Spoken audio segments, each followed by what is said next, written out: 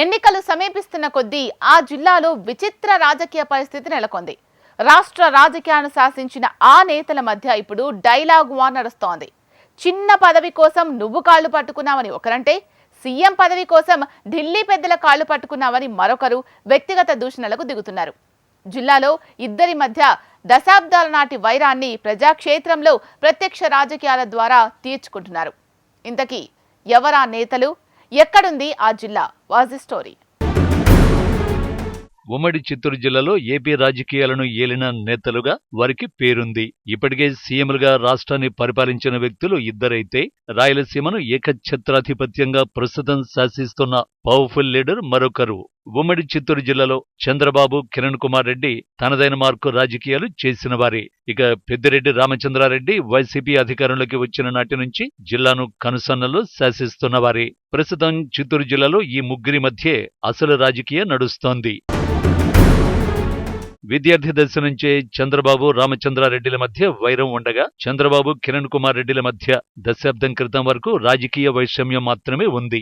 రాష్ట్ర విభజన తర్వాత కిరణ్ కుమార్ రెడ్డి కొన్ని రోజులు యాక్టివ్ పాలిటిక్స్ కు దూరంగా మిగిలిపోయారు. అయితే ఒకే వరలో రెండు కత్తులు ఉండవన్న సామెతకు భిన్నంగా గతంలో కిరణ్ కుమార్ రెడ్డి, రామచంద్రారెడ్డి ఒకే పార్టీలో ఒకే జిల్లా నుంచి ప్రాతినిధ్యం వహించారు.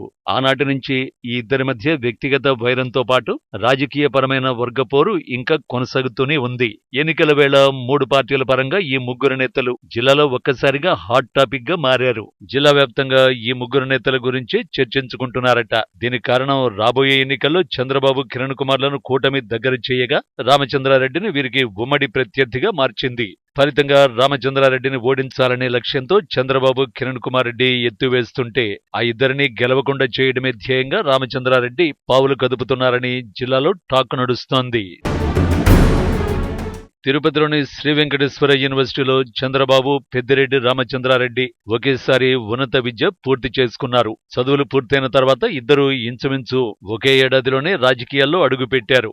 అదే సమయంలో రామచంద్రారెడ్డి కాంగ్రెస్ పార్టీ నుంచి మొదటిసారి పీలేరు అసెంబ్లీ స్థానంలో అభ్యర్థిగా పోటీ చేయగా, తొలిసారి రామచంద్రారెడ్డి ఓటమి పాలయ్యారు. చంద్రగిరి అసెంబ్లీ స్థానం నుంచి కాంగ్రెస్ పార్టీ అభ్యర్థిగా ఫస్ట్ టైం పోటీ చేసిన చంద్రబాబు విజయం సాధించారు. ఆ తర్వాత 1983లో జరిగిన ఎన్నికల్లో చంద్రగిరి నుంచి కాంగ్రెస్ పార్టీ అభ్యర్థిగా పోటీ చేసి ఓడిపోయిన చంద్రబాబు 3 నెలల్లోనే తెలుగుదేశం పార్టీలో చేరి 1989లో కుప్పం అసెంబ్లీ స్థానం నుంచి పోటీ చేసి గెలిచారు. ఇక అప్పటి నుంచి 6 వరుస ఎన్నికల్లో గెలుపొంది రికార్డు సృష్టించారు.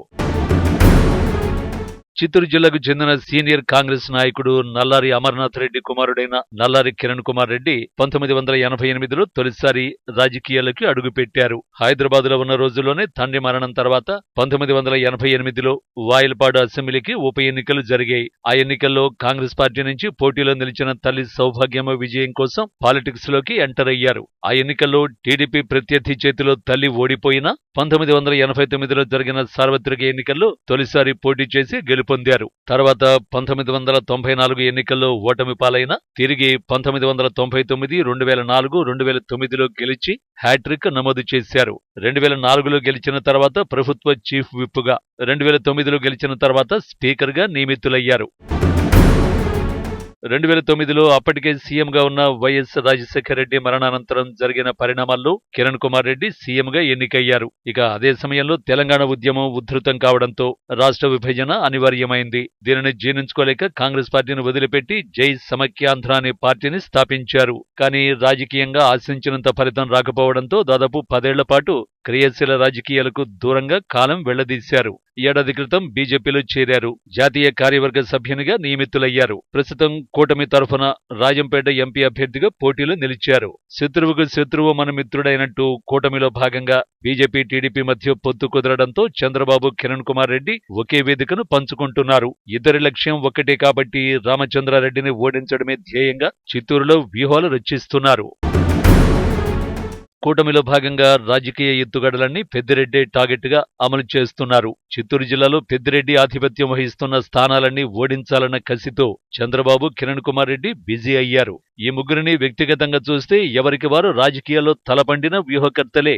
జిల్లాలో రాజకీయ పరంగా భారీ స్థాయిలో స్థానిక అనుచరగణం సాధించుకున్నవారే. ప్రస్తుత ఎన్నికల వ్యూహరచనలను అమలు చేయడంలో ఎవరికి వారి సాటి అన్నట్టు వ్యవహరిస్తున్నారు. ఒకప్పుడు ఒకరిపై ఒకరు పైచేయి సాధించడానికి పావులు కదిపిన ముగ్గురిలో ప్రస్తుతం ఒకరిని ఓడించడానికి ఇద్దరు, ఆ ఇద్దరిని ఓడించడానికి ఒక్కరు అన్న తీరుగా చిత్తూరులో రాజకీయాలు మారాయి. ప్రత్యర్థిని ఓడించే అంశంలో ఏ పార్టీలు వెనుకంజ వేయడం లేదన్నది అక్కడి స్థానికులు మాట్లాడుకుంటున్నారు.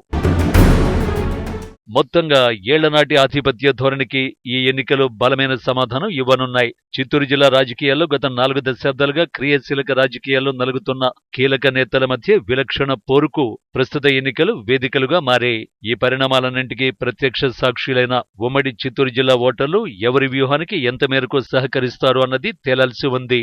అయితే చిత్తూరు జిల్లాలో తమదే పైచేయి అని నిరూపించుకోవడం కోసమా లేక జిల్లాపై పట్టు కోసమా అన్నది ప్రస్తుతానికి ప్రశ్నగా మిగిలింది.